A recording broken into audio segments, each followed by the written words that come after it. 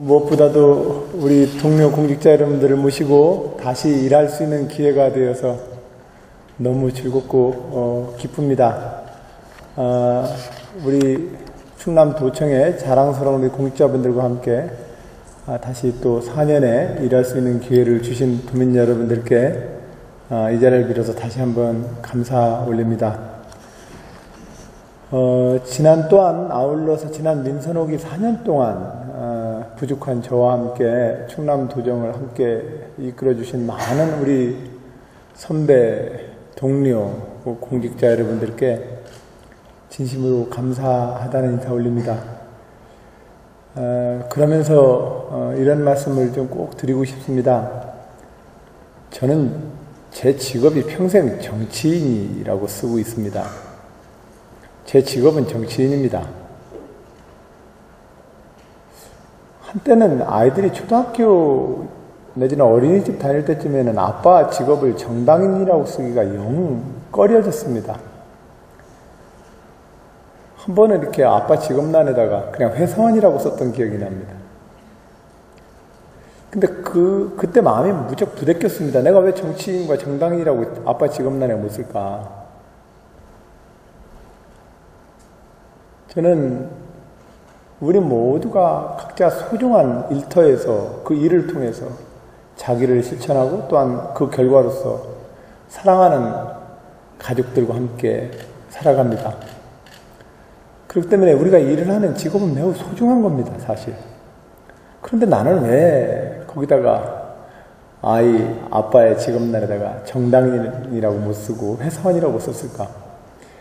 한 1년 정도 고민을 하다가 그 다음에 때부터는 아예 그냥 정당인이라고 썼습니다. 그러나 여러분께 말씀드렸던 것처럼 정치인과 정당인은 행정과 사상 같은 동전의 앞뒷면입니다. 저는 공직을 맡고 싶은 겁니다. 나라 살림을 맡고 싶은 겁니다. 그런데 저는 임용 방법이 이런 식으로 약간 비정규직성이 강합니다. 그래서 다만 그 임용 과정이 선출을 통해서 기간이 정해진 기간제 공직을 허용되어지는 일을 하게 됩니다. 그게 정치인입니다. 물론 정치와 정당은 여론과 사회적인 주제들을 어떻게 이끄느냐라고 하는 행정 외적인 어떤 지도력이 큰 요소로 하나 차지하고 있는 것은 사실입니다만, 그러나 공통점, 여러분과 저의 공통점을 치면 우리 모두 공직자입니다. 공무원. 우리가 어디 가서 호미를 들고 감자를 만드는 것도 아니고 저 들판에 모를 심어서 쌀을 만드는 것도 아닙니다. 우리는 죽으라고 일을 하고 있습니다만 우리가 만들어내는 생산물이 무엇이냐? 제가 정치하면서 늘 던지는 질문입니다. 노동자들이 일하는 공장의 현장을 갔을 때 그들이 신발을 만들고 그들이 옷을 만들고 그들이 반도체를 만드는 그 공장에 갔을 때 저들은 저런 걸 만들어내는데 나는 뭘 만드는 직업일까? 행정도 마찬가지입니다. 우리 공무원은 뭘 만드는 직업일까? 그랬을 때 오래전부터 제 결론은 사회적 정의를 생산해내는 게 우리 직업이 생산물이라고 나는 생각합니다. 물론 약자에 대한 복지정책, 시장의 공정한 질서와 시장의 반칙을 처벌하는 문제 등 많은 우리가 활동을 하지만 결과적으로는 사회적 정의를 생산해내는 일, 이게 우리가 하는 일입니다. 나는 그렇게 생각합니다. 그것의 핵심은 여러 가지로 표현될 수 있죠. 정의란 무엇인가라는 책에서 300페이지 넘게 정의가 무엇인지에 대해서 얘기하는 걸 보면 정의는 굉장히 많은 뜻을 가지고 있나 봅니다. 그렇기 때문에 그걸 뭐라고 정의를 생산한다라고 했을 때 그것이 가지고 있는 그 내용은 굉장히 많겠습니다만 이 세상 억울한 일 안 당하게 하면 되는 겁니다. 정의는 억울한 사람 얻도록 하면 되는 겁니다. 그 억울함의 범위가 어디냐? 당신이 게을르게 하고서 그런 결과를 안 왔다고 억울하다고 생각하면 안 되는 거죠 라고 하는 얘기처럼 억울함에도 일정 정도의 기준이 있는 겁니다. 무조건 피해를 봤다고 그것이 억울하다고 할 수는 없는 겁니다. 그런 점에서 우리 행정과 정치의 영역은 한 사회의 정의, 그것이 좀 더 다른 말로 더 한 단계 더 제 방식으로 들어간다면 억울한 일 없도록 하는 일입니다. 중소기업에게, 사회적으로 이미 전환기 때 취약한 산업 부문에게, 세대와 연령과 계층상의 또 다른 약자들에게 억울한 일 안 당하도록 해주면 모두가 그 틀 내에서 각자 열심히 꾀를 내고 땀을 흘리면서 살아갑니다. 그렇기 때문에 인류의 역사는 지도자들이 이끌고 나라가 이끄는 것 같지만 난 아니라고 생각합니다. 이 땅에 사람들이 열심히 살면서 그냥 만드는 게 인류 역사입니다. 거기에 지도자들이 자기 이름을 붙여서 그걸 나의 통치기관이라고 얘기하고 나의 업적이라고 얘기하지만 제가 볼 때는 그건 매우 제한적 표현입니다. 그냥 땅 위에 사람들이 억울한 일 안 당하게 해주면 쑥쑥 큽니다. 이 세상이라는 게. 억울한 일의 가장 첫 번째 출발은 뭡니까? 갑자기 이웃 부족과 이웃 국가로부터 침략당해서 내 재산과 생명을 뺏기는 것이 억울한 일인 겁니다.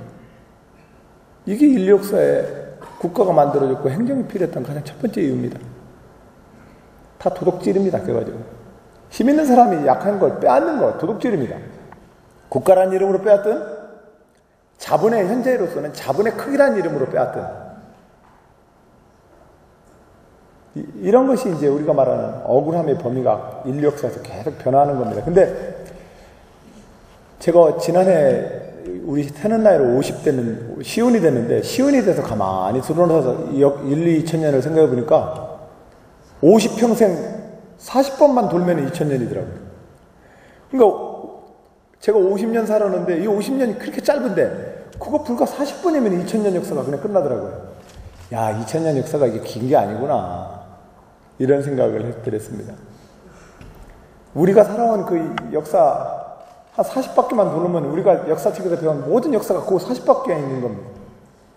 근데 그 40번 우리가 인생을 돌았을 때 우리가 느꼈던 그 진실이 뭐였습니까? 우리는 그 과정에서 어떤 순간에 가슴 아파했고 어떤 순간에 분노했습니까? 우리가 인생을 살면서. 누군가 그리워서 눈물도 흘렸고 무엇이 애통해서 눈물도 흘렸고 이별의 슬픔 때문에 눈물도 흘렸고 하지만 다른 다 눈물은 좋은데 억울해서 흘리는 눈물만 없으면 그 사회는 잘 간다고 생각을 합니다. 이 억울한 일 없다고 하는 일이 사실상은 우리가 하는 정치와 행정의 가장 핵심이라고 생각합니다. 그런 점에서 제가 삼농혁신을 했던 것도 제조업과 산업이 전환기에 있어서 이 농업 분야가 사회적 약자입니다. 이 농업 분야를 생산성을 향상시키고 당신의 기술력을 높여가지고 잘 살아보라고 얘기하는 것은 제가 볼 때는 너무 가혹한 얘기입니다. 제가 생각하는 사회적 정의에 반하는 일입니다. 힘센 사람이 약한 사람 도와주는 게 정의죠. 그걸 갖다가 네 힘으로 한번 잘 살아봐 이렇게 얘기하는 것이 그 정의는 저는 아니라고 생각합니다. 그런 점에서 농업 분야에 대해서 더 관심을 갖게 됐던 이유는 바로 이런 정의감 때문에 그런 겁니다. 그리고 또 국가적으로 볼 때에도 농업 분야를 포기하고서 국가가 운영될 것 같지는 않았기 때문에 그렇습니다. 답이 없더라도 해야 될 일이면 해야 된다고 나는 생각합니다. 그래서 제가 지난 3년 동안 계속해서 한 달에 한 번씩 1박 2일 동안 계속 농민들하고 계속 이야기를 듣고 공부를 하는 이유도 답이 없을 때 해야 되는 일은 다른 거 아니지 않습니까? 공부하는 수밖에 없습니다. 당신도 모르고 나도 모르고 답이 없는데 어떡합니까? 공부해야지. 그러니까 공부하자고 하는 겁니다. 여러분들이 맡고 있는 많은 업무에서 이것이 정의에 입각해서 우리 시대의 이 정의라는 가치를 높이기 위해서 꼭 해야 될 일이라고 생각이 든다면 착수하십시오. 착수는 하는데 답이 없다. 그럼 공부하면 됩니다. 그 외에 우리가 할 수 있는 일이 뭐가 있습니까? 네, 그런 마음으로 지난 이제 삼농문제, 농업정책도 이제 그런 마음으로 한 3년 동안 끌었는데 한 3년 동안 이렇게 공부를 해보니 옛날 밥하기 전에 어머님들이 조리질 하듯이 쌀을 물속에다 집어넣고 휘휘 슬슬 돌리다 너무 세게 돌리면 또 안 골라져요. 천천히 리듬 따라서 고르다 보면 슬슬 한두 개씩 건져다 보면 쌀 조리 안에 쌀이 가득 고이지 않습니까? 그게 시간이 주는 지혜라고 생각을 합니다. 그렇게 한번 좀 가보면 되거든요. 앞으로 4년 동안 진산 민선 5기에서 했던 일들을 우리가 계속해서 한번 좀 가보겠습니다. 제가 늘 어떤 분야든 간에 저도 스스로 아이고 이거 참 답이 없어 보인다라고 고민스러울 때 그럴 때 저 스스로를 위로하는 말이 천천히 가면 된다. 천천히 가다 보면 또 있다 답이. 그러니까 그때는 자꾸 이제 저를 천천히라고 돌립니다. 천천히라고 돌리면 하여튼 그런 마음으로 주요한 어떤 우리 도정의 과제들에 대해서 한번 잘 우리가 공직 분야에서 이 시대가 안아야 될 정의라는 가치를 갖고 문제를 좀 풀어보자 말씀드립니다. 산업정책에 있어서도 마찬가지입니다. 대기업과 중소기업의 문제, 산업금융 문제에 있어서도 마찬가지입니다. 그런데 여기서 반드시 우리가 조심해야 될, 저는 저 스스로를 경계하는 일이 뭐냐면 함부로 사랑한다는 마음으로 남의 인생에 개입하려고 해서는 안 됩니다. 또한 누가 누구도 그 누구의 인생을 책임질 수 없습니다. 그런 점에서 내가 개입해서 뭔가 새롭게 그 인생을 만들어주겠다고 하는 것도 사실은 과잉 애정입니다. 그것도 불가능한 일입니다. 그런 점에서 멀지도 너무 딱 한 몸이 돼서 붙지도 않는 상태에서 끊임없이 그 업무를 추진해 줘야 되는 것이 저는 정치와 행정이 국가를 운영하는 방식의 가장 큰 원리라고 생각을 합니다. 일관성을 유지하고 정부의 역할과 민간 자율과 시장의 역할을 정확하게 늘 조심하게 그 경계를 넘지 않으려 노력하는 것, 이게 우리가 살펴야 될 정치와 행정에서의 가장 큰 두 번째 방법이, 두 번째 루트입니다. 첫 번째가 정의와 억울한 일을 당하지 않도록 하는 어떤 우리의 노력들이 우리 직업이 하는 직업의 기본 소명이라는 말씀과 그 일을 추진함에 있어서 가장 중요는 우리가 해야 될 일과 하지 말아야 될 일을 잘 경계하는 일이 굉장히 중요합니다. 우리 모두가 아이를 키우면서 이미 겪었던 일 아닙니까? 저도 아빠로서 점수를 매겨보면 좋은 점수는 아니었던 것 같습니다. 애들을 사랑하고 좋은 아이들로 키우자는 마음 때문에 너무 잔소리를 많이 해서 별로 좋은 아빠가 안 됐습니다. 못 됐습니다. 근데 어찌되었든 정부의 역할과 행정의 역할에서 우리가 꼭 해야 될 일과 하지 말아야 될 일의 범위들을 잘 정하고 그것을 이해를 자꾸 구하는 일이 중요합니다. 이 이해를 구하는 일은 많은 대화도 필요하고 또 한편으로는 일관된 태도로 꾸준히 나가주는 게 중요합니다. 대화도 중요하지만 대화를 가지고 상대가 설득이 안 될 수 있는 영역이 너무 많습니다. 그럴 때는 상대와 그 분야에 대한 우리 정의감과 애정과 열정을 보여주되 넘을 수 없는 어떤 그 강둑 언덕에 서서 애절하게 바라보는 그 마음으로 일관되게 서 있으면 됩니다. 그러면 어떤 틀이 만들어진다고 저는 생각합니다. 정보 분야와 행정 분야가 이 부분에서 끊임없이 역대 정부를 거치면서 일관성을 많이 잃고 있습니다. 저는 대한민국 정치인들한테 그래서 제안하는 거지요. 정치를 우리 모두 좀 잘합시다. 당장 표를 얻기 위해서 우리가 할 수 있는 얘기와 하지 말아야 될 얘기가 있는 거고, 임기 내에 당장 자기 과시욕 성과를 위해서 해야 될 일과 하지 말아야 될 일이 있는 거 아니겠습니까? 정치인들 우리도 제대로 좀 합시다. 이런 정치인들에 대한 저는 제안을 좀 하는 거지만, 이제 그건 제가 또 속해 있는 정당과 정치 영역에서 제가 좀 앞으로 더 잘해보겠다는 말씀을 올리고, 우리는 이제 공직 분야, 행정 분야에서 말씀을 드리면, 그런 어떤 정의로움에 대한 문제, 억울한 일을 당하지 않게 하는 문제, 그 다음에 우리가 마음이 아무리 애절하고 힘들더라도 개입할 수 있는 문제와 개입하지 말아야 될 문제의 선을 잘 정하는 일이 중요하고, 그러고 나서 세 번째 아까 말씀드린 것처럼 계속 공부하는 일밖에 없습니다. 왜냐하면 많은 현실의 문제에 대해서 우리 모두 답을 다 못 가지고 있기 때문에요. 사실 이 세 가지가 지난 민선 5기 동안 제가 계속 해왔던, 계속 드렸던, 또 우리 도에서 지금 계속 하고 해왔던 일입니다.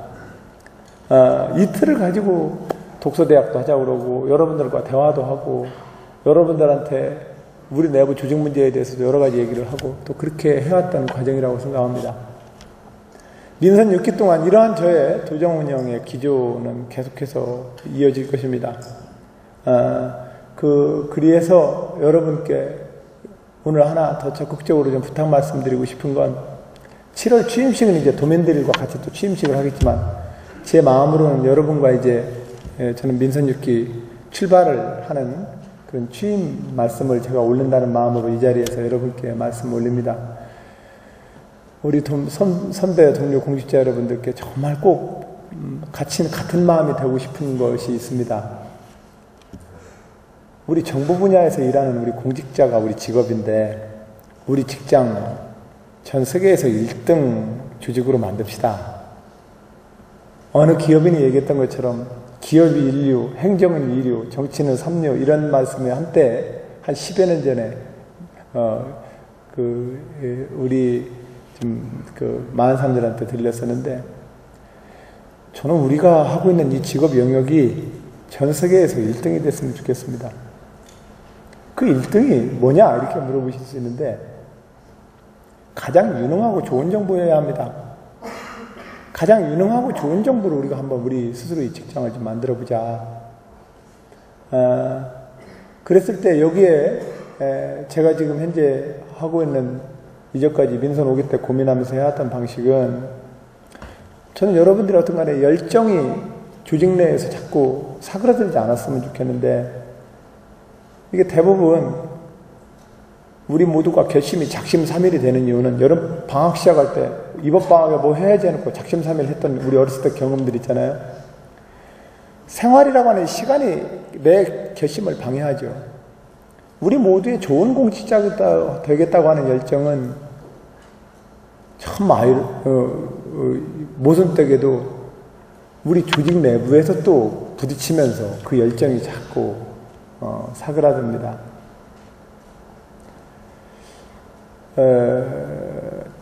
저항이 없으면 모든 운동은 그 운동의 값을 잃지 않고 계속 가겠지요. 무중력이나 진공상태라 한다면. 그러나 무중력이나 진공상태에 의해서 운동하는 무한 탄성 운동을 우리는 운동값이라고 얘기하지 않는 것처럼 우리 스스로도 누군가와 함께 같이 일을 해야 되는 겁니다. 그렇기 때문에 이 저항과 내 열정을 갉아먹는 많은 속상함들은 오히려 어떻게 보면 그것 때문에 우리가 조직을 하고 그것 때문에 우리가 존재하는지도 모릅니다. 그래서 저는 우리 조직 내부에 있는 많은 스트레스와 여러분들의 열정을 갉아먹는 많은 요소들을 여러분들 스스로가 그것 자체를 더 동력으로 만드는 그런 지혜를 발휘해 주실 것을 정말로 부탁드립니다. 왜냐면 언제 어디 가나 자기 마음을 속썩이는 상관과 하급자는 늘 있습니다. 어떤 부서를 가나 어떤 시 공간을 가나 문제는 결과적으로는 그 요소를 자기가 선수단으로 돌리느냐 역순환으로 돌리느냐는 것은 전적으로 자기의 역량인 겁니다. 난 그렇게 생각합니다. 저는 지금 대한민국을 선순환시켜보려고 노력하고 있는 겁니다. 보수 진영에서는 제가 속해 있는 진영을 자꾸 좌파 빨갱이라고 욕을 하지요. 가만히 그 어원을 따져보면은 분단과 전쟁 때문에 그런 거란 말입니다. 그러니 그걸 가지고 자꾸 싸운다고 해서 답이 안 나옵니다. 아, 분단과 전쟁 때문에 겪었던 그 고통과 슬픔이 저분들의 분노를 만들었구나. 예, 저 그런 사람 아니에요. 라고 그분들을 이해시키려고 노력을 해야지 나쁜 정치하고 있다고만 욕을 해가지고 대화가 안 됩니다. 선순환을 자꾸 시켜줘야 합니다. 이 선순환을 시켜서 저는 우리 대한민국이 좋은 나라가 됐으면 좋겠습니다. 조금 더 많은 시민들과 주권자들의 참여에 의해서 그렇게 운영되는 나라 말입니다. 똑똑한 통치자에 의해서 이끌어지는 나라 말고요.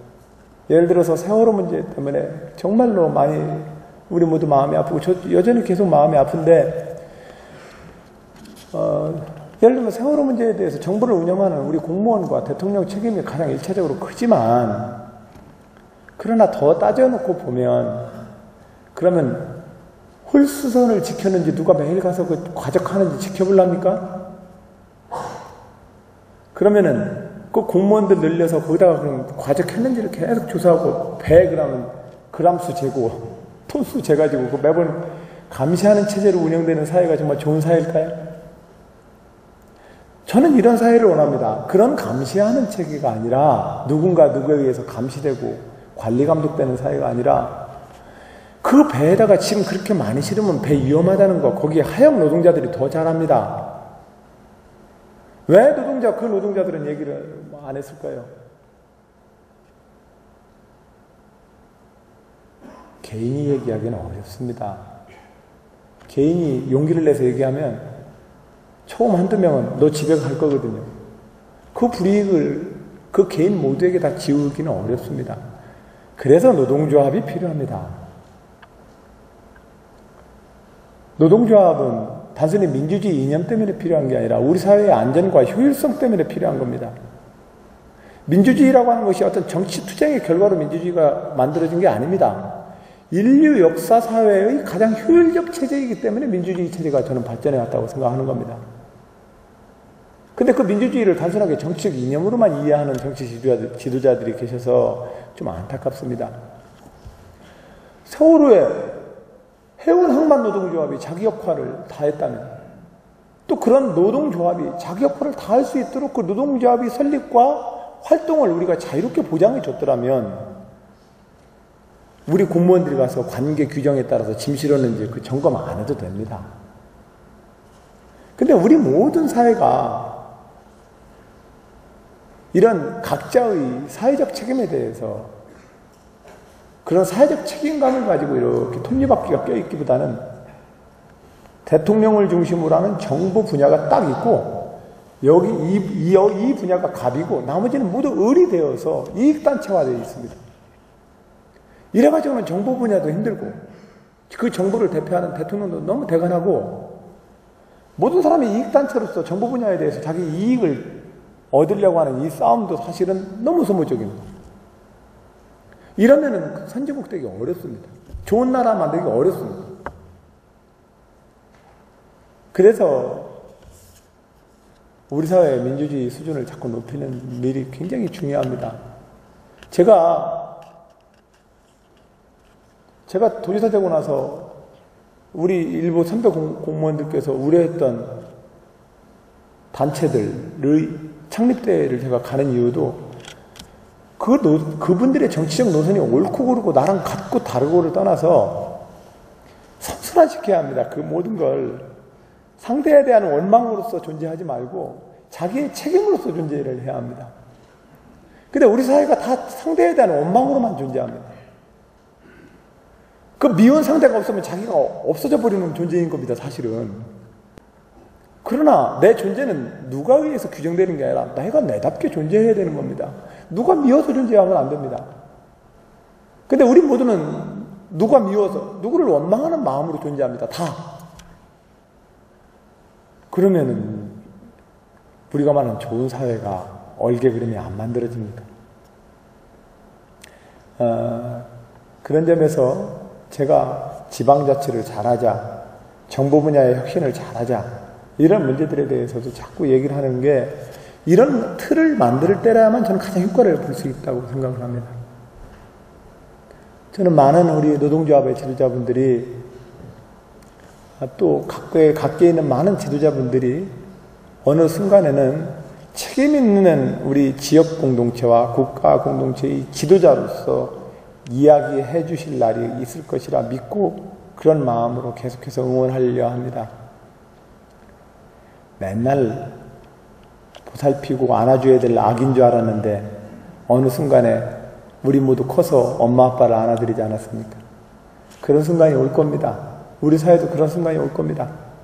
다만 그런 순간을 맞이하기 위해서 정보 분야가 지금 어떻게 해야 되느냐, 이 문제가 굉장히 중요합니다. 농업 관련된 모든 단체들에 대해서 여러분들이 상대하는 그 민간의 파트너들과 어떤 관계를 유지하느냐, 우리 도가 파트너인 시군과 어떤 관계를 유지하느냐? 새로운 관계를 유지시켜줘야 합니다. 갑, 을도 상급과 하급도 아닌 새로운 관계를 유지시켜줘야 합니다. 상대에게 반론할 기회를 줘야 되고 상대방이 나에게 기분 나쁜 표정을 지을 자유를 줘야 합니다. 물론 마음이 쓰리고 힘듭니다. 하지만 그럴 때라야만 우리 모두의 그 권리와 책임의식이 높아지면서 우리는 새로운 형태의 국가사회를 만들 수 있습니다. 앞으로 시, 군과 도가 도답게, 시군은 시군답게 일하자고 민선호기 때 여러 차례 말씀을 올렸었는데 그런 것을 우리 도에서 한번 더 좀 실천을 해보자.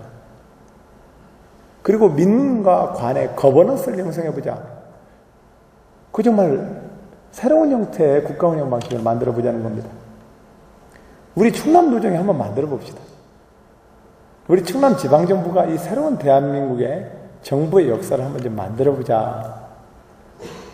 중앙정부 지침 없더라도 우리가 한번 만들어 보자. 이것은 특별히 누구의 권리를 빼앗거나 부여하는 일이 아니기 때문에 우리가 실천해 볼 수 있는 거 아니겠습니까? 정말 해보자.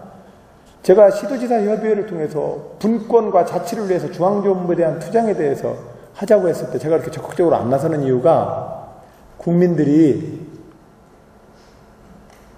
아이고 저놈이 착혀, 저놈이 실력도 있고 일 잘해, 이걸 인정받기 전까지는 그 이야기를 하더라도 우리한테 고난이 안 와요.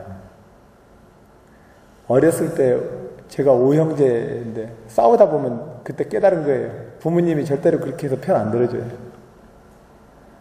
결과적으로 나중에 내가 실력을 쌓고 내가 어떤 힘이 생겼을 때 그때 그냥 모시면 되는 거지, 나한테 부여되어지는 고난 가지고 내 고난이 만들어지지 않는다는 걸 그때 깨달았어요. 우리 지방정부가 그냥 해봅시다. 고난이 있든 없든. 그것이 중앙정부하고의 마찰이 아닌 범위가 너무 많아요. 뭐 굳이 마찰을 할 필요가 없어요. 우리가 알아서 좀 더 좋게 해볼 수 있는 영역이 너무나 많아요. 거기서 일하면 되거든요.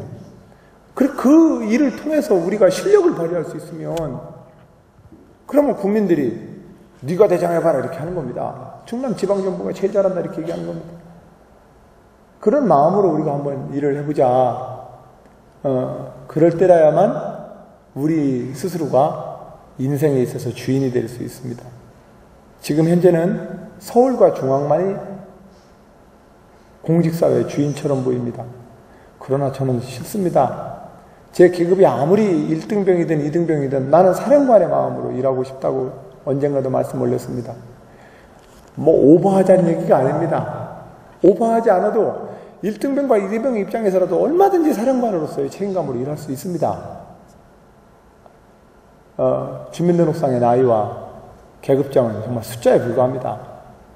그 자부심을 우리가 가질 때라야만 일의 성과도 좋아지지만 더 중요하게는 내 자신이 빛나 보입니다.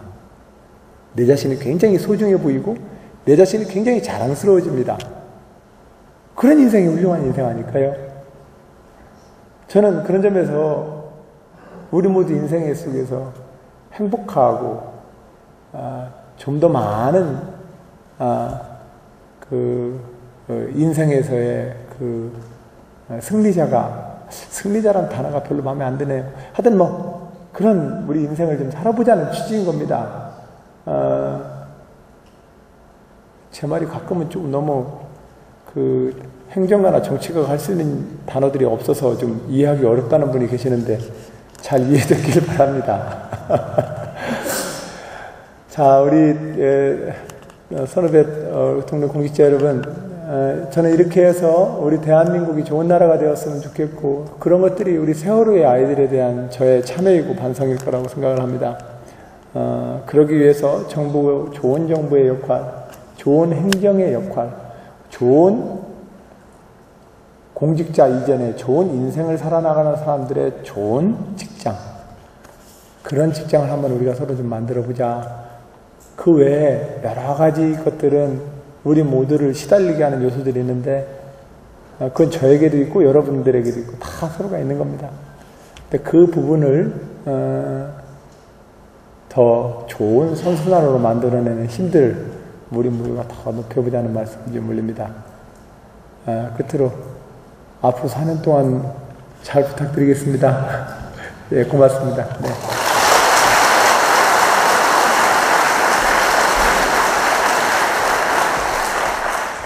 저한테 꼭 강조하라고 써주신 게 있는데 그거 까먹었어요. 그건 마지막에.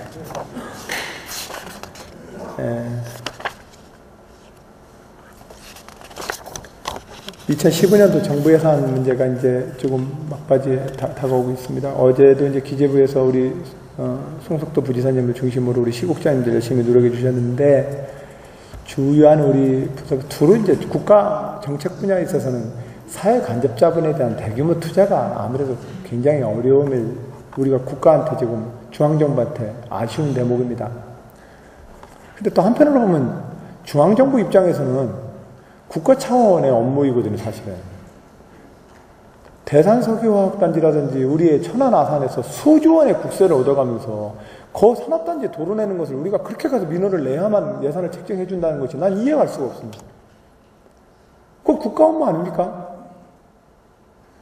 나는 도광역행정의 업무에서 우리 도정을 책임지고 싶은데 국가 업무를 보시는 분들이 그걸 정치적으로 어디다가 센 쪽에다가 먼저 더 주고 이러면 되는 거 아니지 않겠습니까? 나 그런 점에서 참 국가 운영이 그런 점에서는 대통령과 이 중앙정부를 이끄시는 분들이 좀 더 이런 문제에 대해서 자기 책임성을 좀 높여주길 바랍니다.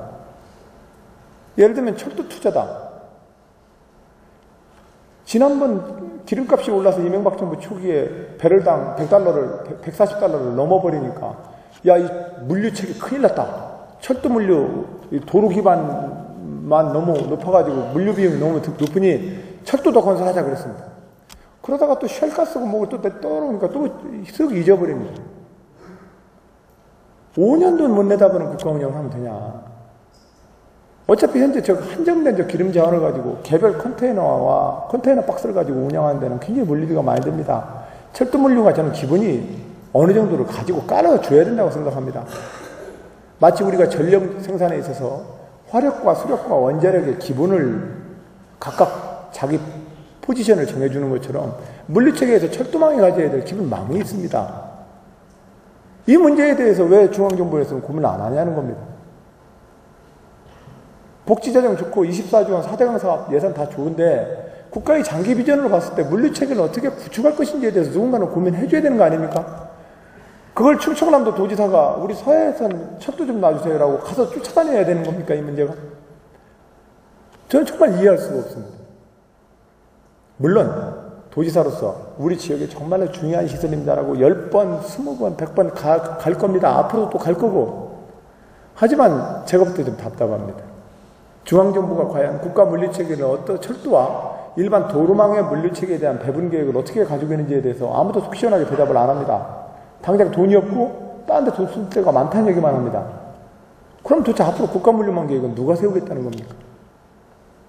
저는 그런 점에서 통일을 대비한 이후에 유라시아까지 포함되는 철도 기본 물류망 계획에 대해서 정부가 10년 계획, 20년 계획을 지금부터 투자를 해내야 합니다. 그런 점에서 경부 축의 철도망으로부터 서해안 축의 철도망이 꼭 필요합니다. 이것은 우리 충청남도에게도 좋은 기회를 줄 뿐만이 아니라 대한민국 전체에게도 꼭 필요한 일입니다. 그런 점에서 제가 한 예를 들었습니다만 이러려면 철도 물류체계에 대해서 우리가 조금 더 논의를 막 모아내야 합니다. 국가 물류망 체계에서 철도가 가지고 있는 의미에 대해서 지금 철도가 한 1,500억 정도 적자라고 얘기를 하는데 적자 때문에 투자를 못하겠다는 겁니다. 고속도로를 그렇게 다 뚫어놓고 나서 철도가 적자라는 겁니다. 당연히 적자죠.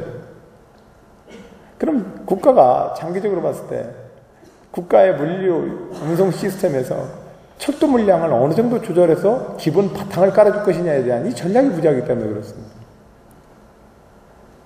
그 관점에서 우리가 입론을 만들고 전문가들을 더 동원해서 공부를 하고 이래서 여론을 환기시키고 이래서 국가 정책을 반영시켜야만 서해 철도 사업이 더 정상적으로 속도를 낼 수 있습니다. 이걸 가서 이렇게 열심히 가서 민원도 내고 정치적으로 압박하는 것도 중요하지만 국가의 미래를 보면 이러한 입론을 통해서 정책을 결정되게 해주어야만 우리 대한민국이 좋은 나라 됩니다. 당장 누구랑 가까워서 이것을 결정하게 만들면 이 정책은 또 그 사람하고 이미 자리를 뜨게 되면 또 뒤틀립니다. 그래서 우리가 자꾸 실력을 쌓아서 이 정부 예산 확보의 문제에 대해서도 정말로 10번, 20번 더 앞서서 우리가 입론을 좀 준비해 주시기 바랍니다. 그리고 중앙정부가 어떤 지침이 있으면 꼭 국과장님들, 중앙정부 부처의 국과장님들 모시고 꼭 심화학습 과정을 실국과별로 좀 가져주시기 바랍니다. 그렇게 해서 우리 나름대로 자꾸 논리를 더 만들고 미래 비전을 더 만들어서 그걸로 설득해줘야만, 그래야만 대한민국을 이끄는 충남 도정이 될 수 있다고 생각합니다. 그렇게 한번 더 고민을 해보자, 그런 말씀 좀 드립니다. 그래서 2015년도 정부 예산 확보 작업에 대해서 더 한번 노력을 하자, 이렇게 말씀을 좀 드립니다. 여름철 재난재해와 관련되어서 우리 소방본부장님과 소방본부의 우리 많은 재난안전 요원들께서 열심히 노력해 주시는데, 우리 모두도 우리 송석도 부지사님, 또 제가 없는 3주 동안 여러 가지 현장을 좀 챙겨주셨는데, 우리가 많은 상황들을 좀 염두에 놓고 정말로 내 마음이 나태해질 때마다 세월호 아이들을 한 번 더 기억해 보면서 정말로 실질적으로 훈련해 봅시다. 제 스마트폰에 아이들 거 그 마지막 영상 그대로 다운받아놨어요.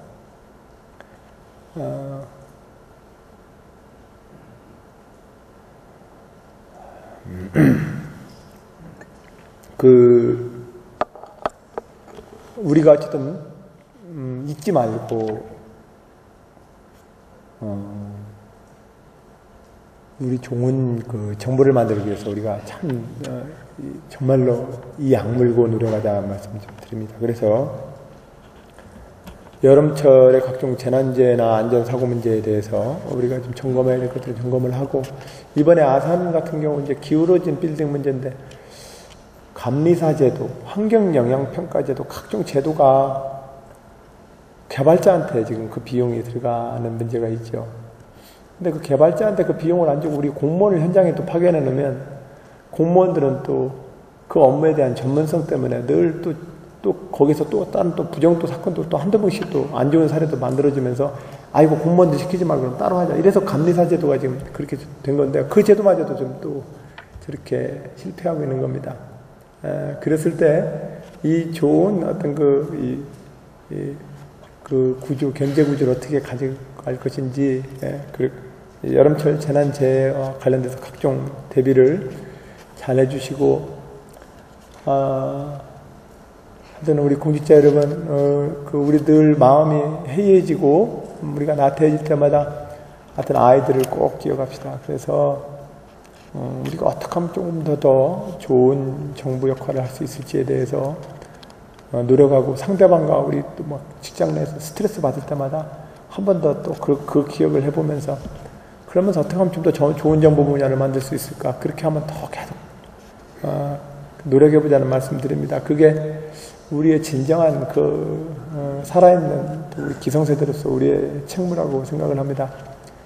그렇게 우리 함께 마음을 좀 모아서 우리 충남 도정이, 저는 대한민국이 그렇게 갔으면 좋겠어요. 서로 우리 견해는 다를 수 있고 여당도 야당도 있고 서로 간에 바라보는 관점도 매우 큰 차이가 있어요. 하지만 더 바탕으로 내려가 보면 우리는 같은 공간 내에 살아가는 이웃들이거든요. 그 이웃으로 만났을 때에는 여당도 야당도 없고 부자도 가난한 사람도 없어요. 근데 대부분 문 밖에 나와서 부자 가난한 사람, 지역별, 자기 정치적 성향, 여러 가지 것들이 우리를 자꾸 분열을 시켜놓죠. 이 분열은 우리 사회를 풍부하게 만들지만 모든 성장은 분열을 통해서 성장하죠. 이 여름에 나뭇가지를 보면 모든 성장은 다 분열 같아요. 가지가 막 분열을 해요. 그래서 모든 성장은 다 분열인 것 같아요. 하지만 그 분열이 자빠지는 분열이 안 되려면 중심을 이렇게 잡는 나무 줄기가 있기 때문에 그 분열은 성장으로 연결되더라고요. 매 봄마다 나뭇가지 뻗어나가는 걸 볼 때마다 우리가 살아가는 것도 끊임없이 분열이라는 것도 어쩔 수 없지만, 그러나 통합에 대한 힘을 가장 강력하게 잘 유지하는 나무가 몇백 년 가는 나무고, 그런 사회가 좋은 사회가 되는 겁니다. 그 통합의 역할을 정치와 행정이 해줘야 합니다. 정의라는 이름으로. 일단 그런 마음으로 우리가 한 번 더 한마음 한뜻으로 잘 힘을 좀 모아보자 말씀드립니다. 아주 장시간 감사드립니다.